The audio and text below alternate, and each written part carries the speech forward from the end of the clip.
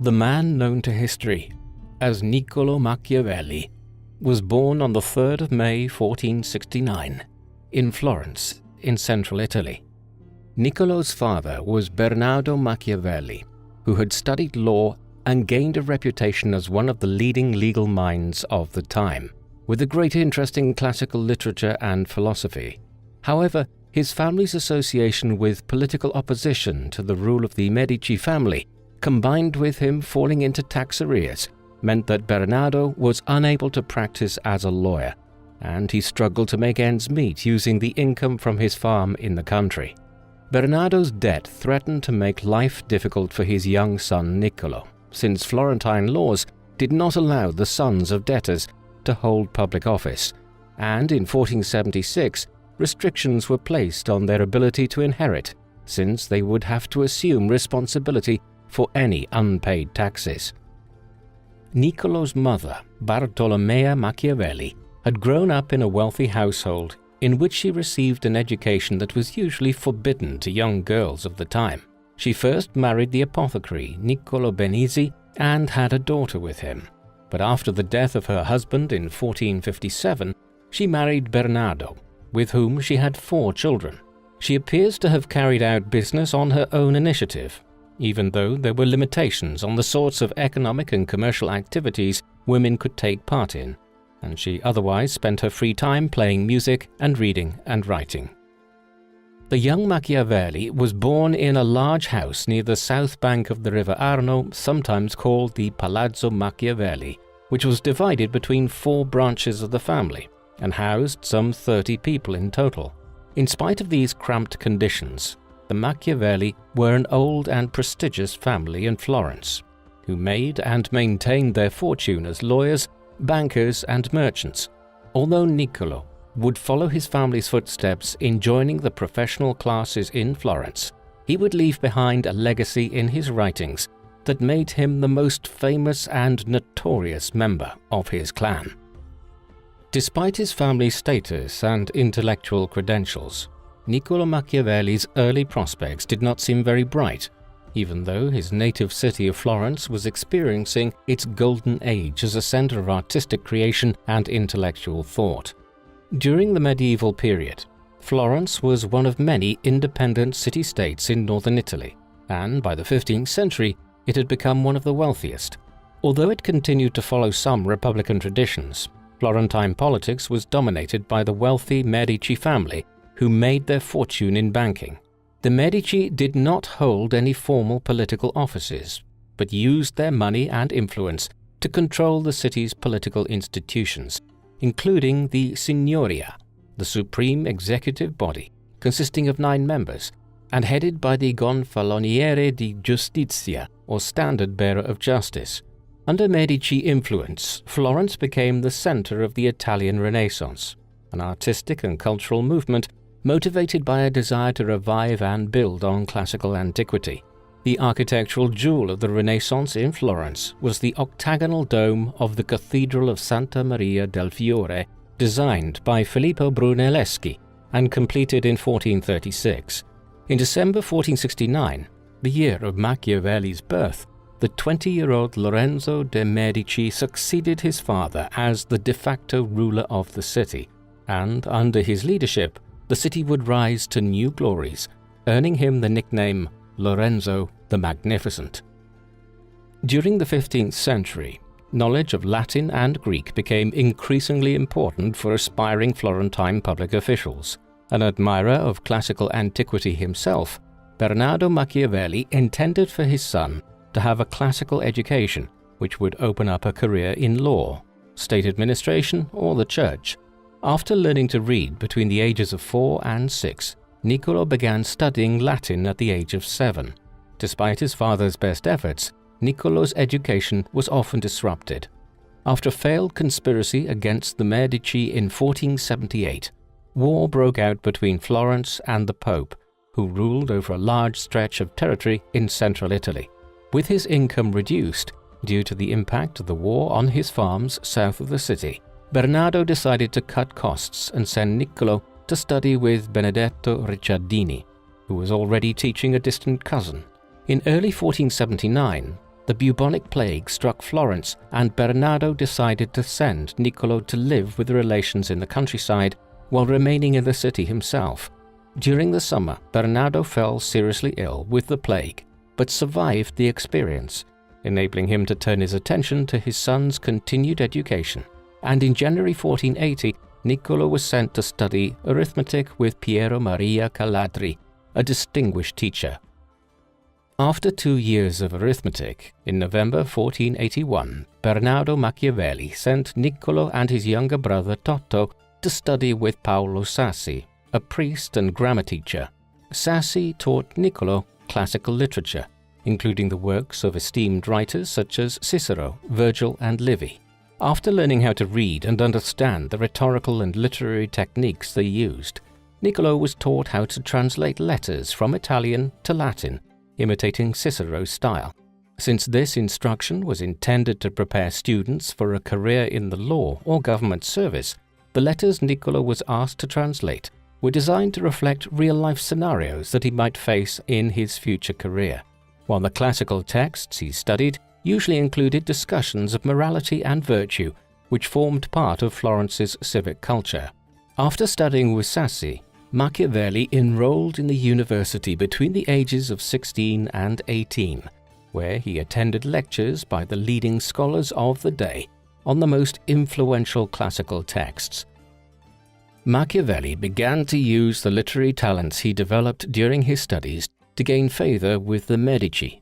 Lorenzo the Magnificent died in 1492, leaving 3 sons, Piero, Giovanni, and Giuliano, and Machiavelli wrote a number of verses in praise of Giuliano. However, Lorenzo's eldest son and successor, Piero de' Medici, proved to be a weak political leader, and when King Charles VIII of France marched into Italy in the summer of 1494 to assert his claim to the Kingdom of Naples in southern Italy, Piero was unable to resist and agreed to capitulate without consulting the Signoria. The furious Florentines overthrew Piero, but struggled to form a new government, enabling the priest Girolamo Savonarola to take political charge with widespread popular support. Preaching from his pulpit in the cathedral, the moralistic Savonarola denounced the wealth of the Medici and claimed that the French invasion was divine punishment for the city's sins. Under his influence, luxurious items such as jewelry, paintings, books of poetry, and musical instruments were burned in the bonfires of the vanities. Although the Machiavelli family had been among the opposition to the Medici, Niccolò's efforts to seek favor with them threatened to backfire. Meanwhile, his mother, Bartolommea, had died in 1496, and his father, Bernardo's income remained low, leaving Niccolò and his brother Toto in extreme hardship. During this time, Machiavelli worked on a translation of the Andria by the Roman satirist Terence into his native Tuscan dialect.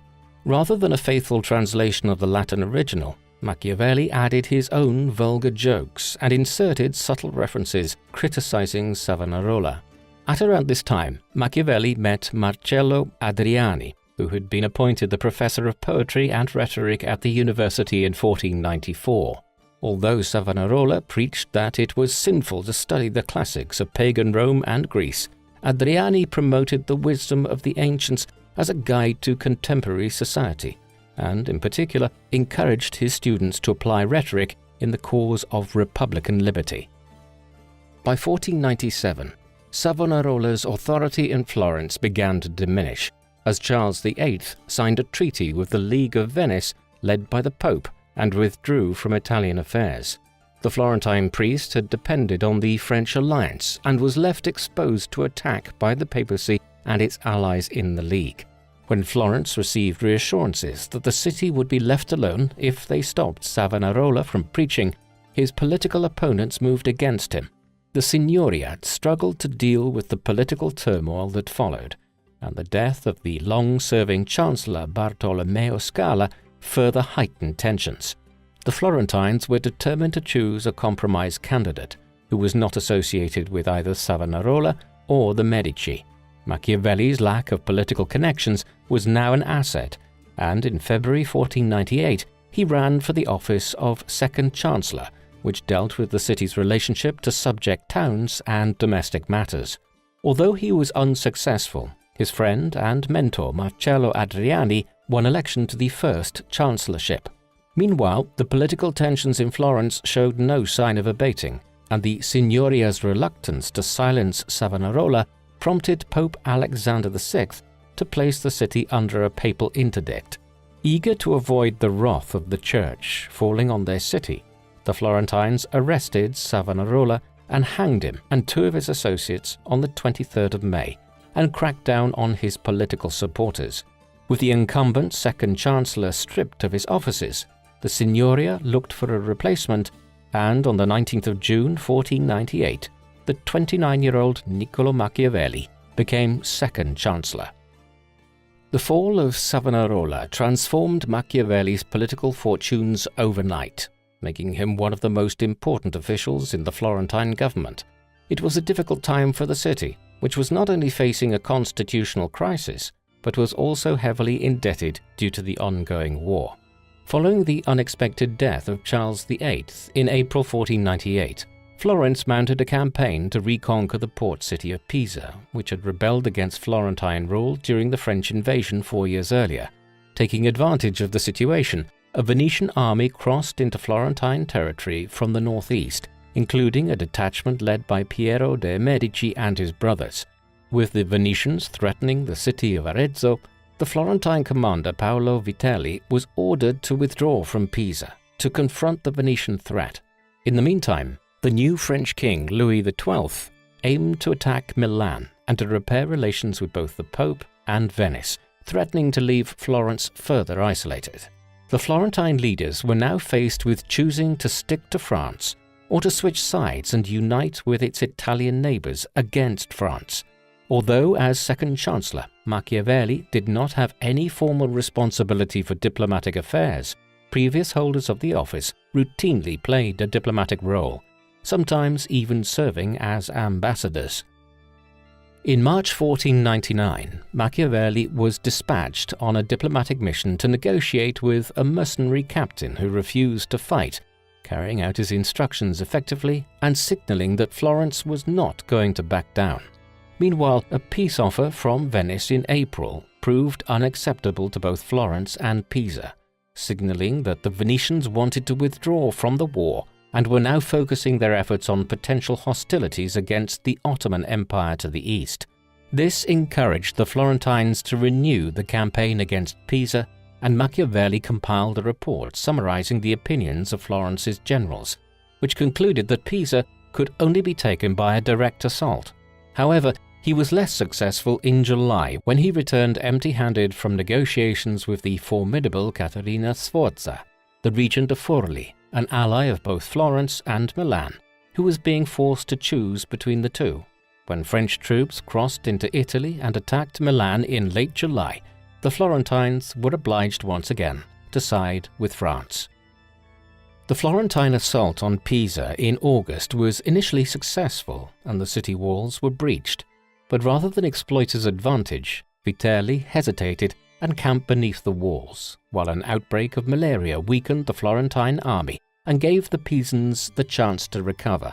The Signoria was outraged, but sent Vitelli reinforcements to finish the job, but the commander raised the siege before he received them. When the Signoria received letters from Louis XII showing that Vitelli was in contact with Milan, he was arrested and brought back to Florence. Machiavelli was convinced of Vitelli's guilt and approved his execution on the 1st of October. Meanwhile, the Florentine army continued to struggle in Pisa, prompting the Signoria to ask Louis for military assistance. When 5,000 Swiss mercenaries arrived in the spring of 1500, they were unwilling to fight. Machiavelli was given the task to persuade the Swiss to fight, but was unable to prevent a mutiny in July, when a group of mercenaries took a Florentine commissioner prisoner and threatened to kill him if their demands for their pay were not met. When Florence refused to be intimidated and prepared to fight, the Swiss backed down and left. But with their departure, the Florentine army was no longer in a position to continue the siege of Pisa. The failure of the siege led to a breakdown in relations between Florence and its French ally, with both sides blaming each other for the misfortune. Machiavelli was one of 2 envoys sent to France to make the Signoria's case that the Swiss mercenaries had conspired with the Pisans, and Florence would not make any further payments for the mutinous soldiers. The Florentine envoys struggled to make their case during a series of meetings in August and September with the king and his advisor Cardinal Georges d'Amboise. The French were insistent that the Signoria had to pay the 38,000 francs it still owed to the king, but as Machiavelli did not have the authority to agree to these demands, he could only write to the Signoria asking for further instructions and to send a permanent ambassador to France. Although the Signoria realized that there was no other choice but to pay Louis and maintain the French alliance, the city was already short on funds and unwilling to send an ambassador. However, Florence now needed help not only to retake Pisa, but also to defend its own lands. Cesare Borgia, the son of Pope Alexander VI, had conquered the cities of Forli and Imola in the Romagna region and threatened Florentine territory from the east. Louis was alarmed at these developments and promised Machiavelli he would provide military assistance if Borgia were to attack Florence or Bologna, while the Signoria was prepared to pay 10,000 ducats immediately. In December 1500, the new Florentine ambassador had arrived in France, allowing Machiavelli to return home. By May 1501, Florence had still not yet signed an agreement with Louis when Borgia crossed into Florentine territory.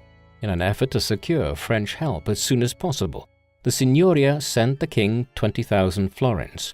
Although Borgia promised Florence he would not attack the city, he chose to blackmail the Florentines by demanding to be appointed Captain General on an annual salary of 36,000 florins, while also demanding the restoration of the Medici. The Signoria was incensed but had little choice with the prospect of Borgia's army of 10,000 men on its doorstep, and agreed to negotiate. While Borgia dropped his demands for a change in government, he was appointed Captain General, even though the city had no means to pay him the sum he demanded. However, in May, Machiavelli heard that Louis had written to Borgia to leave Florentine territory immediately, and on the 26th of May, Florence received news that 30,000 French troops were on their way to Naples, passing through Tuscany on the way. In early June, the French army approached Florence, and Borgia was forced to withdraw without receiving a single penny from Florence. Machiavelli spent most of 1501 attempting to calm the factional conflict which had broken out in the nearby subject city of Pistoia. For most of the year, Machiavelli and the Florentine representatives were unable to achieve much, but by the end of August, both sides were in the process of negotiating peace without Florence's involvement. The Signoria was afraid that both factions would unite and turn against Florence, and in October, Machiavelli was sent to the city to gather intelligence. Within days, factional violence began to break out again, and on the 18th of October, Machiavelli was appointed Assistant Commissioner General, with instructions to maintain the peace agreement while also ensuring Pistoia's subject status. Thanks to Machiavelli's efforts, peace was restored on the 20th, and Florence's political and military situation improved significantly. Away from his political duties, in August 1501, the 32-year-old Machiavelli married the 20-year-old Marietta Corsini, who hailed from a far wealthier family than Machiavelli's own. Although it was likely an arranged marriage, it proved to be a successful and loving partnership, and Marietta would often look after her husband's properties when he was abroad on government business. Despite these successes, Florence was by no means out of danger.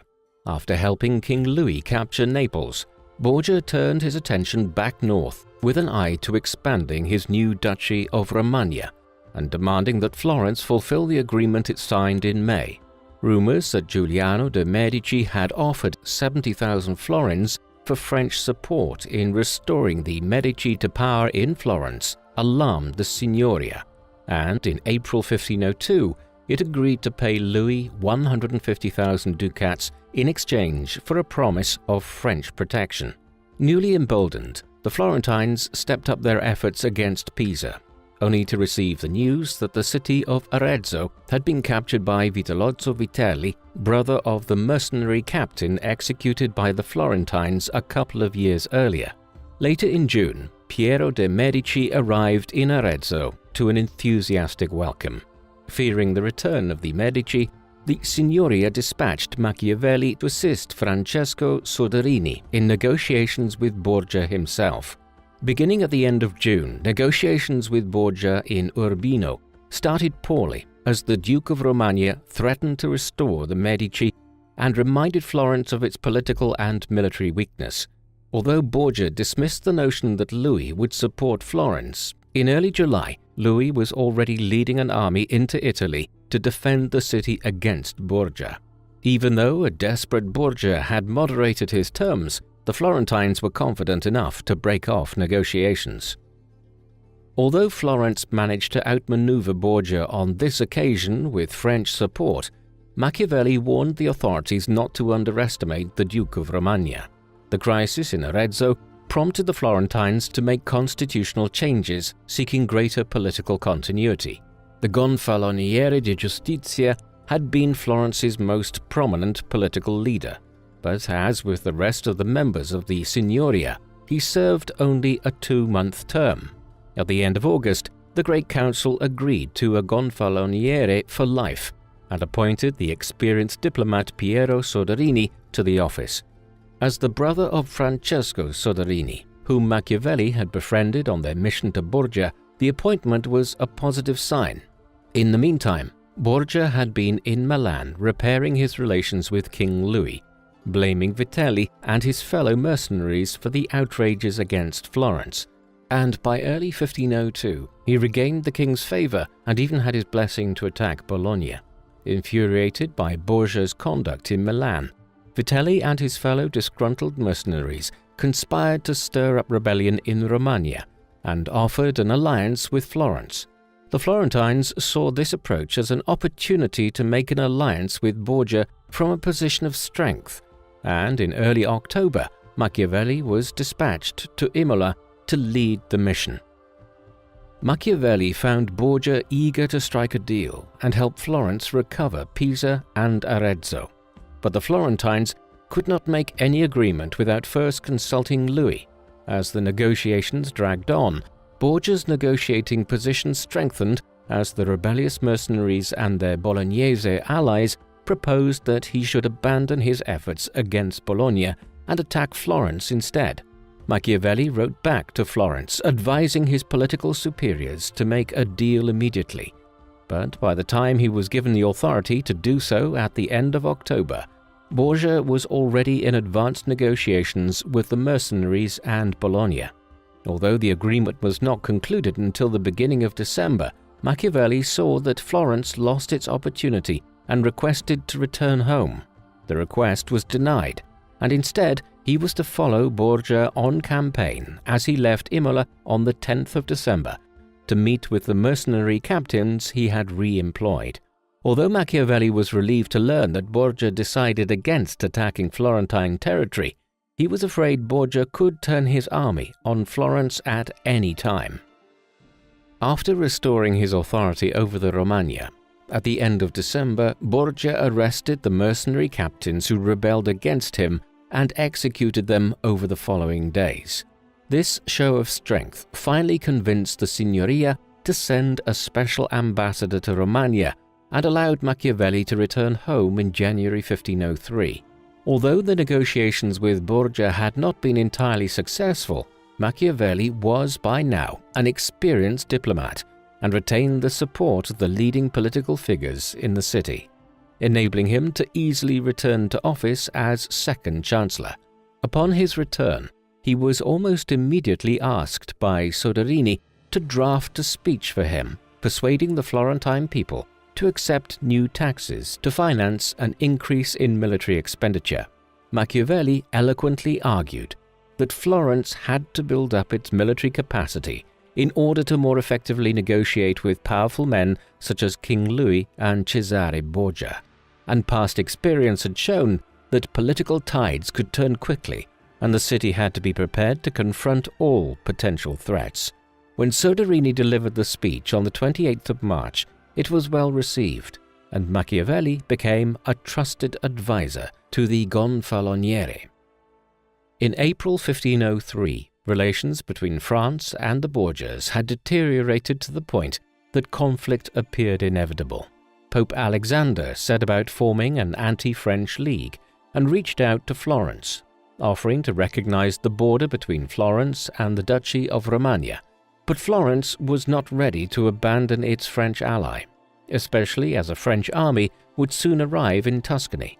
Having seen Borgia at close quarters, Machiavelli warned his superiors not to underestimate him, and in August he wrote a report describing how effectively Borgia had dealt with the rebellion of his mercenary captains and his cunning ploy to trap Vitelli and his associates. At around the same time, Machiavelli was working on a report advising how Florence should respond should Arezzo rise up again and join Borgia's cause. Drawing on lessons from Roman history, he argued that rebellious cities should either be treated with kindness or punished severely, and that Florence's policy of moderation had not been effective. Although Machiavelli proposed a preemptive strike against Arezzo, his superiors were afraid that any action would encourage its citizens to side with Borgia. The arrival of a French army heading south to Naples diverted Borgia's attention, but the French were unable to spare any reinforcements for Florence. On the 18th of August, Pope Alexander VI died, possibly from poisoning while at dinner with one of his cardinals. Cesare had fallen ill at the same dinner and hurriedly made his way to Rome to influence the election of a new pope who would support his interests. He was initially confirmed in his offices by the newly elected Pius III, but upon arriving in Rome, his opponents took to the streets and forced him to take refuge in the Castel Sant'Angelo. When the 64-year-old Pope Pius died on the 18th of October, after less than a month in office, Borgia supported the candidacy of Cardinal Giuliano della Rovere, who promised to confirm him as Captain General of the Church. Machiavelli was sent to Rome to observe the papal conclave on the 31st of October, when della Rovere was elected unanimously and took the name Julius II. Although Florence welcomed the election, Machiavelli was cautious, knowing that the new pope could not deliver on all the promises he had made. In November, when Venetian troops captured Imola and threatened to take the whole of the Romagna, Machiavelli received assurances of the pope's support if the Venetians were to attack Florence. Meanwhile, Borgia was infuriated upon hearing his duchy was occupied by the Venetians and began to behave erratically, doubting the pope would fulfill his promises. In late November, Julius arrested Borgia, and by early 1504, he was a prisoner in Spain. The fall of Borgia eliminated one of Florence's most formidable enemies, but military developments in Naples caused further concerns. In May 1503, Naples had been captured by Gonzalo Fernandez de Córdoba, an officer in the service of the Spanish Kingdom of Aragon. In late December, a French army sent to retake the city was defeated by Gonzalo, leaving France considerably weakened. Florence was now vulnerable to the Spanish in the south, the Venetians to the east, not to mention the possibility of an invasion by Holy Roman Emperor Maximilian I, whose empire included much of Germany and had once incorporated northern Italy. Maximilian's predecessors had been crowned emperor in Rome, often forcing a reluctant pope to do so by military invasion. In such an event, Florence could not rely on continued French military assistance, and in January, Machiavelli was sent to France to confer with King Louis. Although the king promised that he would make peace with Spain and the Holy Roman Empire and then support the Florentines against Venice, under the terms of the Franco-Spanish Treaty, Venice was placed under Spanish protection. Machiavelli returned to Florence in early March, frustrated with his fruitless mission, while the Florentines prepared for war with Aragon. In May, Gonzalo sent a detachment to Pisa and declared that the city was under the protection of King Ferdinand of Aragon, seeking to provoke a war with Florence. The city's morale remained high, and when Michelangelo's magnificent sculpture of David was completed and moved to the Piazza della Signoria on the 14th of May, the Florentines saw it as a symbol of defiance against a stronger foe. The Florentines decided that they had to capture Pisa before the Aragonese arrived in force, and devised a plan to build 2 canals to divert the flow of the River Arno in order to dry up Pisa's port and prevent the city from being supplied by sea. Machiavelli was tasked with supervising the scheme, but soon began to have doubts about the original plans and suggested an alternative proposed by Leonardo da Vinci, but by the end of September the project was abandoned. Piero Soderini had been an enthusiastic supporter of the scheme, and its failure left the Gonfaloniere politically weakened. Machiavelli spent early 1505 attempting to shore up Soderini's authority, but the prospect of a Medici restoration was all too real, especially if Florence were to be defeated by the Aragonese army. On the 17th of August 1505, the Florentine army clashed with the Aragonese invasion force of 3,000 men under the command of Bartolomeo d'Alviano. Both sides were evenly matched in terms of numbers. After several hours of bitter fighting, the Florentines emerged triumphant. The success encouraged Soderini and the Florentine government to make another attempt at Pisa, and Machiavelli was closely involved in the preparations for the campaign. Although the campaign started well, and the capture of Pisa seemed inevitable, disagreements among the Florentine commanders fatally undermined the assault, and by mid-September, the Florentine army was forced to withdraw in the wake of additional Spanish reinforcements. Once again, military failure called into question Soderini's leadership, and the Great Council refused to approve more taxes for the effort. With Florence in desperate need of more manpower, Soderini agreed to Machiavelli's suggestion to revive a citizen militia, and the latter set about recruiting men from the Tuscan countryside. On the 15th of February, 400 new recruits paraded through the city, and Machiavelli was widely praised for his efforts recruiting and training the men, even though the force had not yet received official recognition by the Great Council. In the summer of 1506, Pope Julius II planned to restore the papacy's position in the Romagna and requested Florence's assistance for the campaign. Although Machiavelli was sent to Rome to negotiate with the Pope, Julius began his campaign without the Florentine troops he requested. Between September and late October, Machiavelli accompanied the Pope in his march northwards, and Julius successfully took Perugia and ousted its lord Giampaolo Baglioni, a mercenary captain who had formerly been in the service of Florence but had changed sides. The papal army's success in Perugia was welcomed by Florence, and the city eventually sent Julius the contingent he requested for the invasion of Bologna, which was captured on the 1st of November. Machiavelli returned home to Florence with an admiration for the Pope's boldness and decisiveness in battle, qualities which earned Julius the nickname of Warrior Pope. Machiavelli hoped to inspire Florence with the same boldness that the Pope had shown, and spent the rest of the year making the case for his militia, which had now grown to 5,000 men.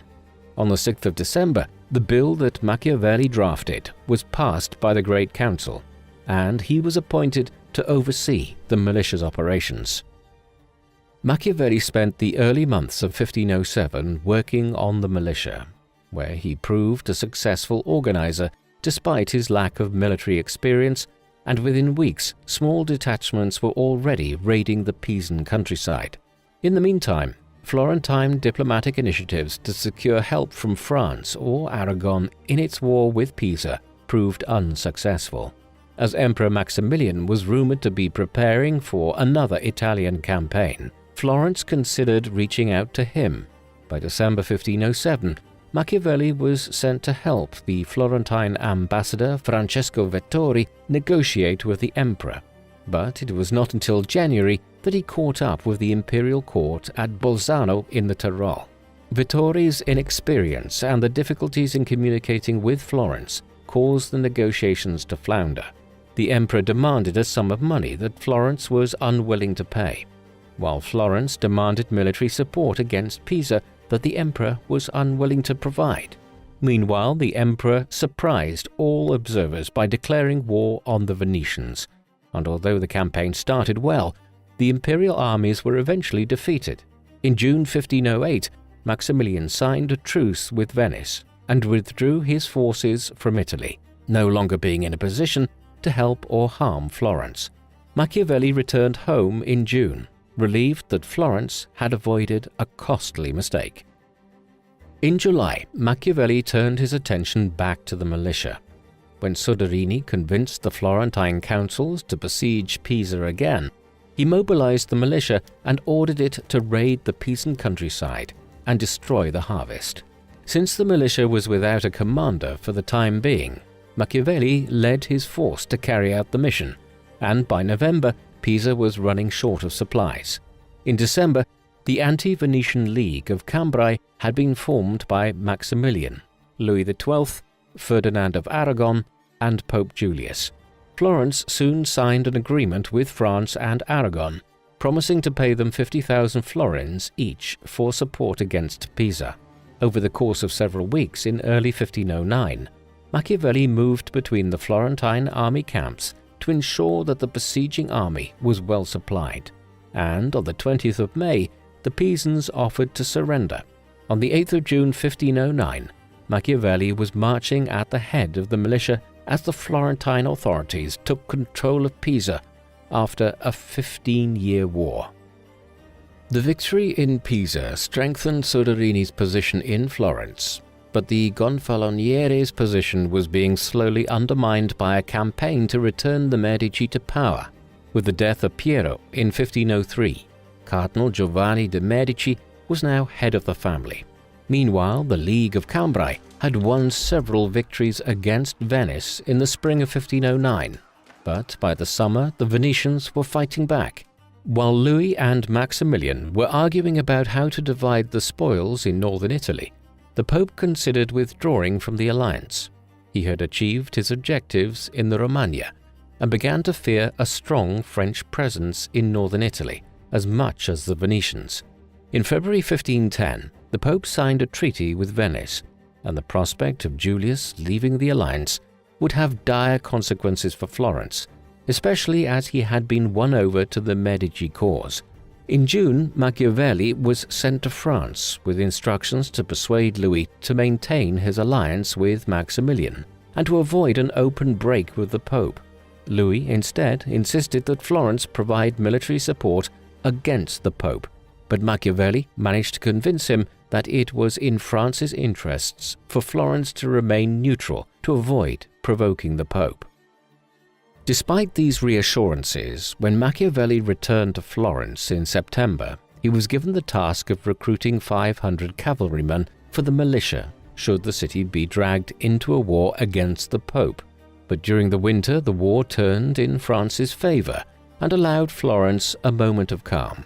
However, in the summer of 1511, Louis announced his intention to hold a general council of the Church to depose the Pope, and sought to hold it in Pisa. And despite Machiavelli's efforts to dissuade Louis, the king was adamant that it would go ahead. On the 5th of October, Julius joined Aragon and Venice in the Holy League, directed at France, placing Florence in grave danger. In November, the General Council met for a few sessions in Pisa, but left for Milan shortly thereafter due to local discontent. Florence stuck by its French ally, which defeated a papal army at Ravenna on the 11th of April 1512, during which Giovanni de' Medici, the papal legate to the army, had been captured by the French army.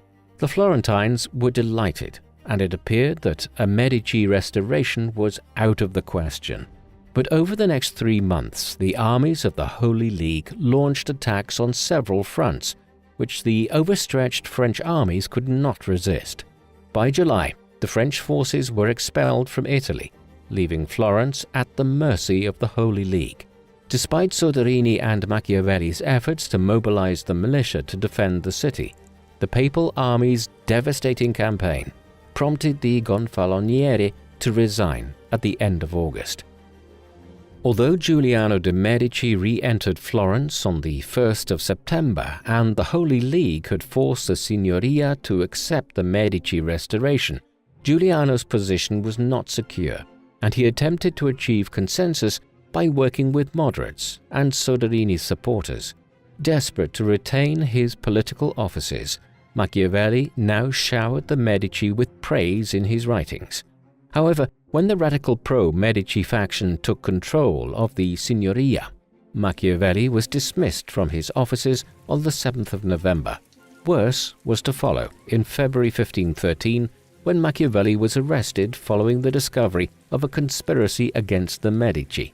Following an investigation, Machiavelli was to be released upon payment of 1,000 florins, but before he could raise the money, Pope Julius died on the 21st of February, and Cardinal Giovanni de' Medici was elected in his place, taking the name Leo X. The Medici were now unassailable in Florence, and Giuliano declared a general amnesty, allowing Machiavelli to go free on the 11th of March. After emerging from his prison cell, Machiavelli aspired to return to Florentine public service and appealed to Giuliano as well as Pope Leo via his friends in Rome. These efforts proved fruitless, and he decided to move his family to one of his properties in the countryside south of Florence.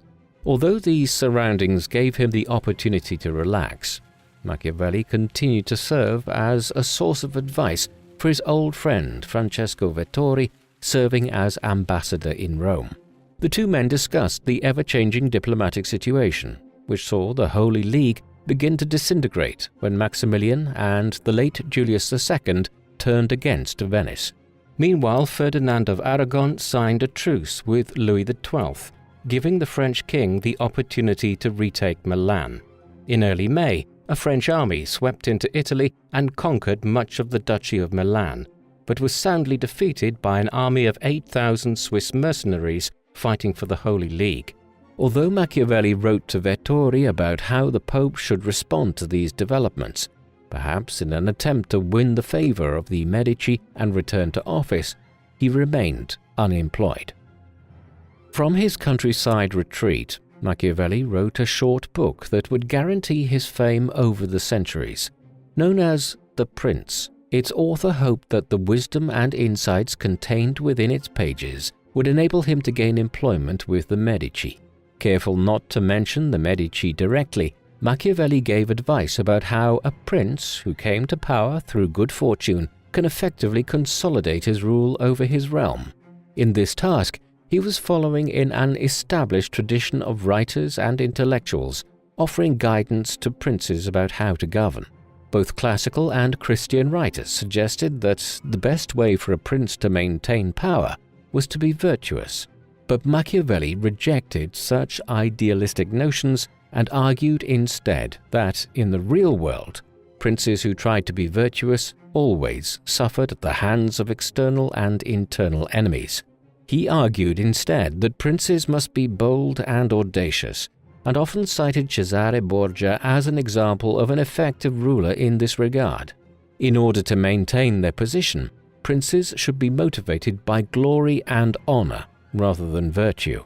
Recalling his experiences serving the Florentine government during the ongoing wars, Machiavelli argued that in order to deal with external threats, such a prince had to have his own citizen militia, rather than having to depend on unreliable allies or mercenaries. With respect to maintaining internal order and overcoming the factional politics that had plagued Florence for decades, he argued that it was better for a prince to be feared than to be loved, and it was this belief which contributed to his reputation as a philosopher who justified the doing of evil. Machiavelli hoped to send a copy of The Prince to Giuliano de' Medici, who spent much of his time in Rome and left Florentine matters in the hands of his nephew Lorenzo, the son of Piero. In January 1514, he sent an early unfinished draft to Vettori, who was immediately impressed, and during the following months, Machiavelli worked on refining the work, leaving stronger hints that a wise prince should employ experienced and able public servants like himself.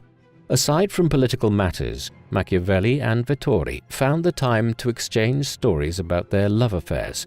Although by now Machiavelli had 3 children and his wife was expecting a 4th, he continued to indulge his passions not only with women, but also young boys, one of the darker practices from classical antiquity adopted by the men of the Renaissance. In June 1514, he was informed by Vittori that the Medici were still not well disposed towards him, and neither he nor his book would be welcome in Rome. While Machiavelli was anticipating a lengthy political exile, in December, Vittori wrote to him on behalf of Cardinal Giulio de' Medici, the Pope's cousin, asking for advice on whether the Pope should ally with France or with Spain and the Holy Roman Empire. Machiavelli argued in favor of a French alliance, predicting that Louis would achieve victory no matter who the Pope supported. But if the Pope were to back the wrong horse, Louis might try to depose him. By the end of December, Vittori wrote that the letter was well received by the Pope, and although there was no offer of employment, the Medici recognized Machiavelli's talents. When Louis died on the 1st of January 1515, his cousin and successor Francis I was equally intent on recovering Milan and launched his campaign in the beginning of July. The Pope had opened negotiations with France, but as Francis was unwilling to recognize papal sovereignty over the cities of Parma, Reggio, Modena, and Piacenza, he joined the Anti-French League. On the 13th of September, the French army was surprised by a Swiss force at Marignano and was on the verge of defeat before their Venetian allies arrived at the last minute and gained victory, enabling Francis to recapture Milan a few weeks later. From his position of strength, the king signed a truce with the Pope, placing the Papal States and Florence under his protection in return for Parma and Piacenza. Back in July, Lorenzo de' Piero de' Medici, who had taken over command of the Florentine militia, had asked Machiavelli for advice. Before Machiavelli could send over his instructions, Lorenzo had been appointed Captain General of the Papal Army in the place of his uncle Giuliano, who had fallen ill. After Francis and Leo came to their agreement, Machiavelli hoped that he could win Lorenzo's favor and rededicated the prince to him in January 1516. However, when he delivered his treatise to the Palazzo Medici, Lorenzo had just received a pair of hunting dogs and paid little attention to Machiavelli's book. An infuriated Machiavelli vowed never to have anything to do with the Medici and instead looked forward to their demise. Recognizing that his political career was over, Machiavelli joined a group of Florentine intellectuals and writers who met in a secluded garden called the Orti Oricellari. Machiavelli began a long poem called The Ass, in which the narrator describes the experience of being on the island of the enchantress Circe from Homer's Odyssey, where he encounters the different animals into which Circe had transformed men who arrived on her island. Making several digressions concerning Florentine politics, Machiavelli's animals are references to Florence's political elite, and the narrator's transformation into an ass represented the author's withdrawal from his former political life. Despite such intentions, regardless of genre, Machiavelli's literary output could always be read as a critique of Florentine politics.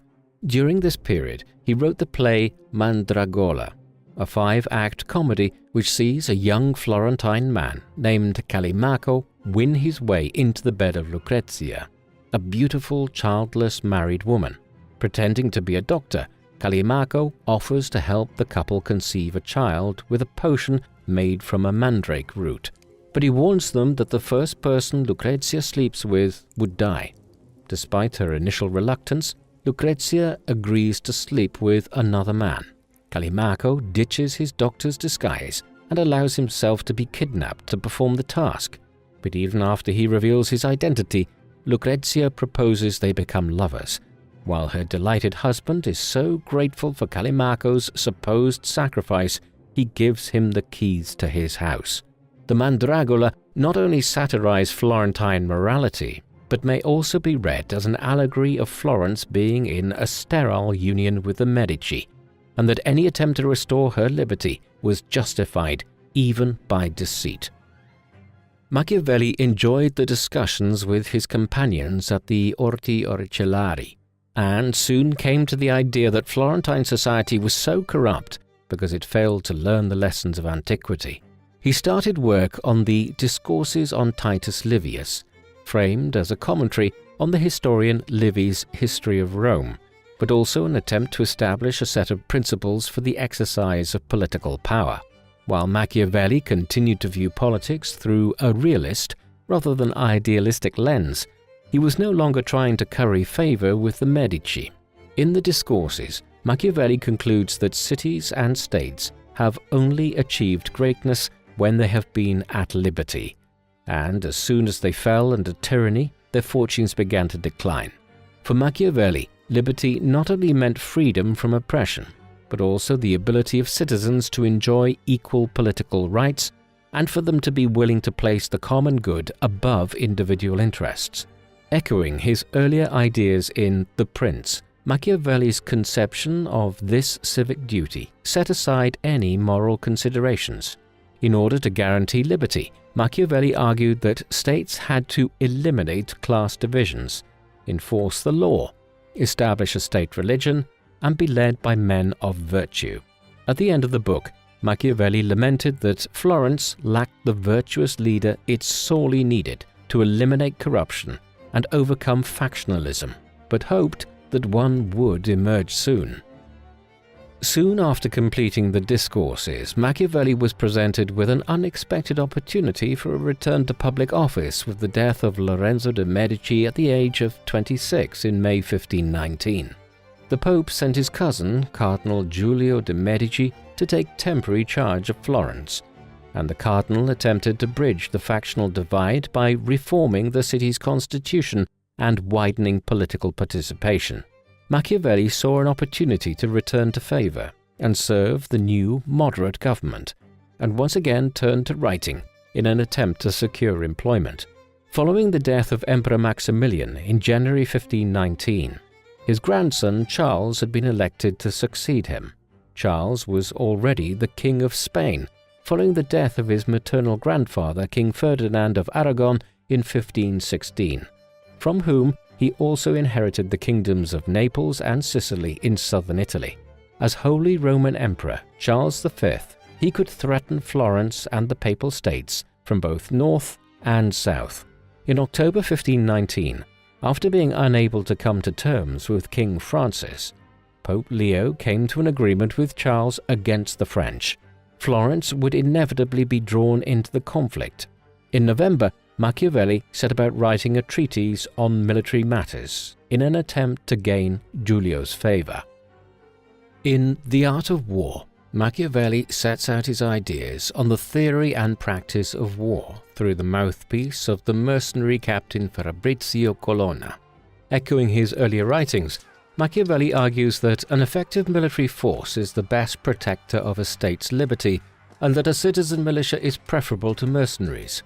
By doing so, he was seeking to justify his record as the organizer of the Florentine militia under Soderini's government. In addition to organization and training, Machiavelli discussed weapons and fortifications extensively, championing the latest developments in military technology, including firearms, and the new style star-shaped fortresses which provided better protection against artillery. The Art of War closes with the prediction that whichever state effectively brings into practice the theories and technologies described in the book would conquer the whole of Italy. Dedicated to Lorenzo Strozzi, a close ally of the Medici, The Art of War facilitated a meeting between Machiavelli and the cardinal in March 1520. Giulio was impressed enough to send a recommendation to Pope Leo, who agreed to give Machiavelli a second chance. In April 1520, Machiavelli was informed that he would be commissioned to write a history of the Florentine state, though before he was awarded the contract in November, he was asked to carry out a few minor diplomatic missions to prove his worth to the Medici. Machiavelli conducted himself so well that in addition to his work as a historian, he was asked by the cardinal to draw up proposals for constitutional reform. In his report, Machiavelli examined the changes in government Florence experienced over the past century and argued Florence was suited to a republican government.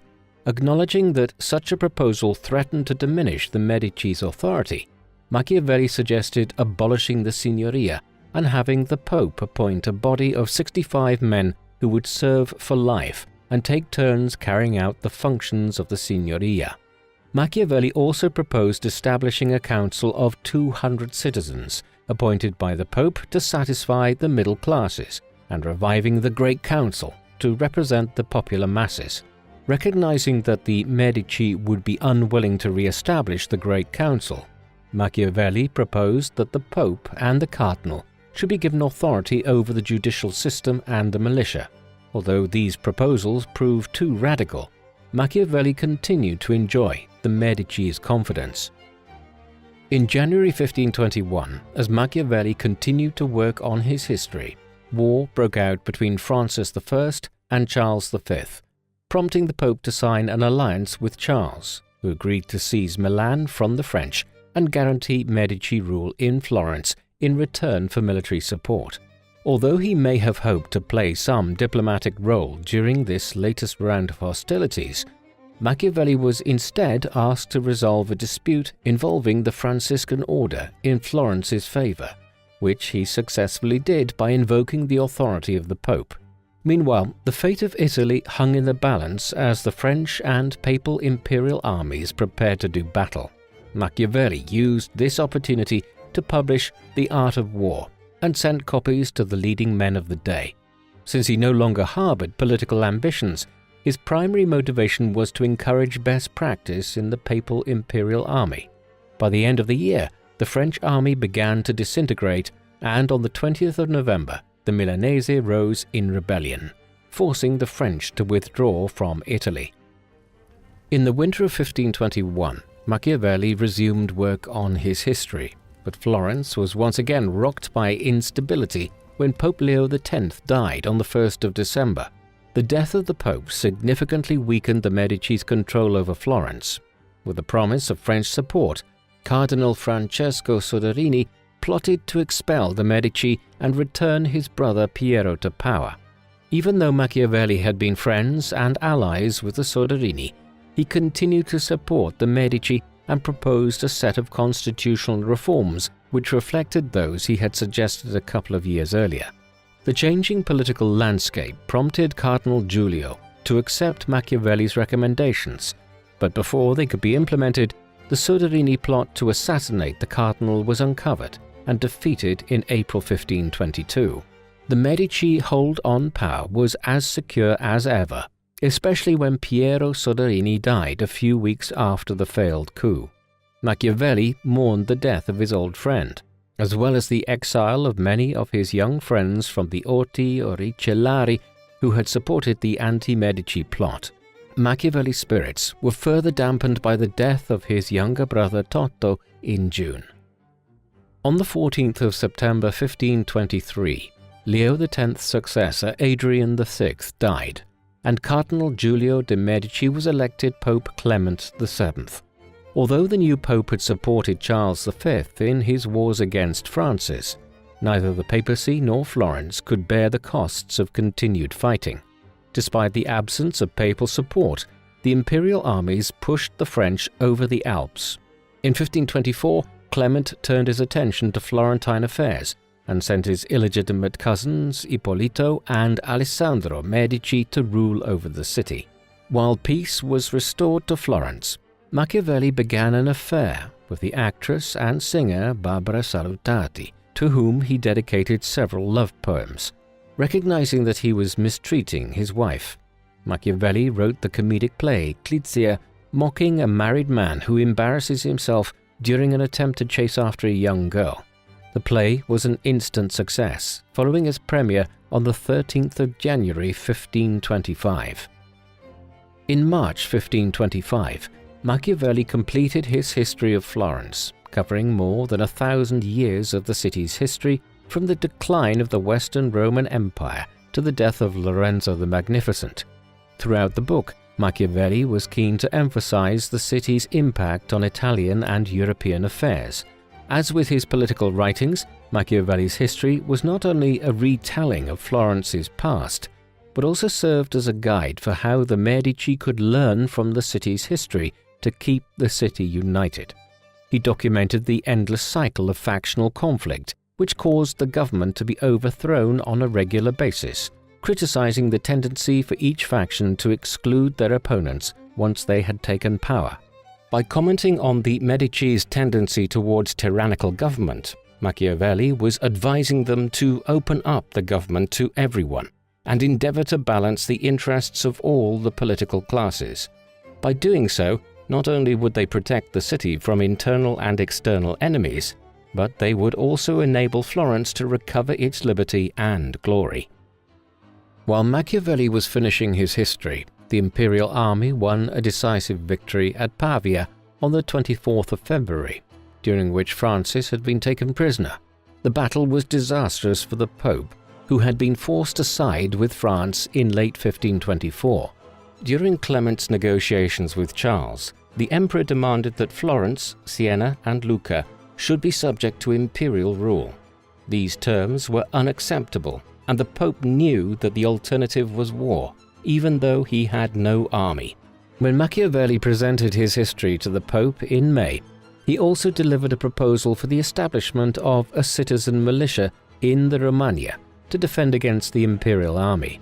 Although Clement supported the idea, when Machiavelli arrived in the Romagna, he was informed that the scheme was unworkable. In January 1526, France and Spain signed a treaty, and Francis renounced his claims on Milan and Naples.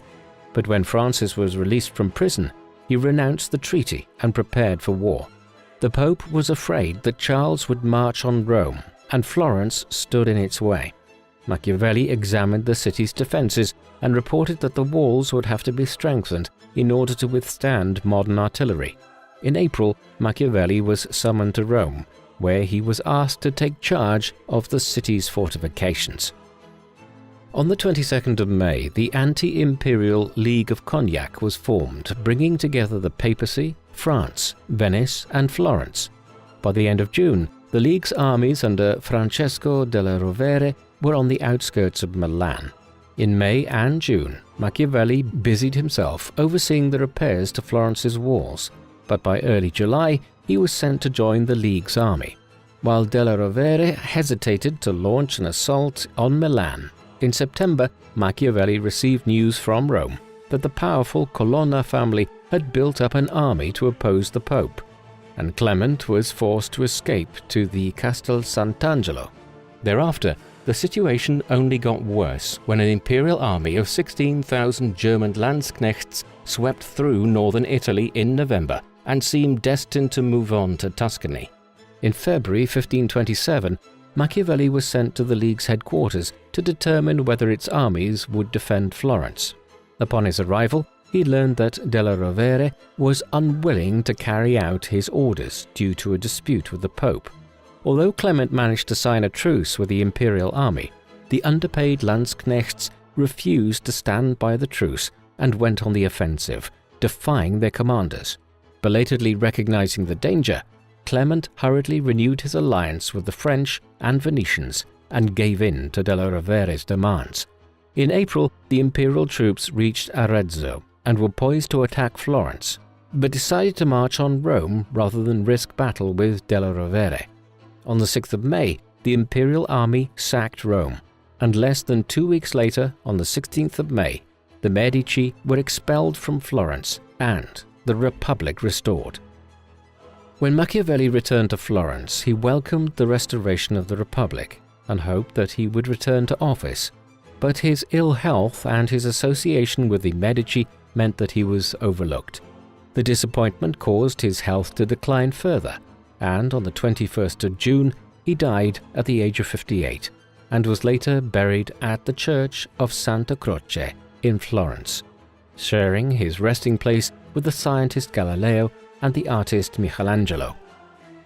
Niccolò Machiavelli dedicated his life to serving his native Florence during a period of political instability and constant warfare in the Italian peninsula. Although he preferred a republican government at heart and spent much of his career serving the Florentine Republic, he was willing to set aside any factional sympathies in order to promote the city's stability and prosperity. His experience as a diplomat responding to constantly shifting alliances gave him a particular insight into the realities of political and diplomatic affairs, and these insights have remained influential over the centuries through his political writings. His advice for political actors to dismiss moral and ethical considerations when exercising power horrified Christian moralists and liberal philosophers alike and gave him a bad reputation. The Prince is often seen as a handbook for tyrants and dictators, while the term Machiavellianism has entered the English language to refer to manipulative behavior.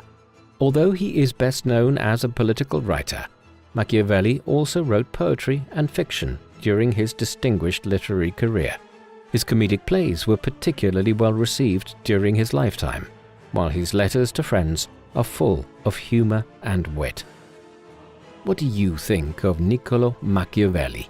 Does he deserve his mainstream reputation as an advocate of manipulative and deceitful political methods? Or was he a man of republican principles whose political remedies were intended to create strong and stable states which guaranteed prosperity and liberty for their inhabitants? Please let us know in the comment section, and in the meantime, thank you very much for watching.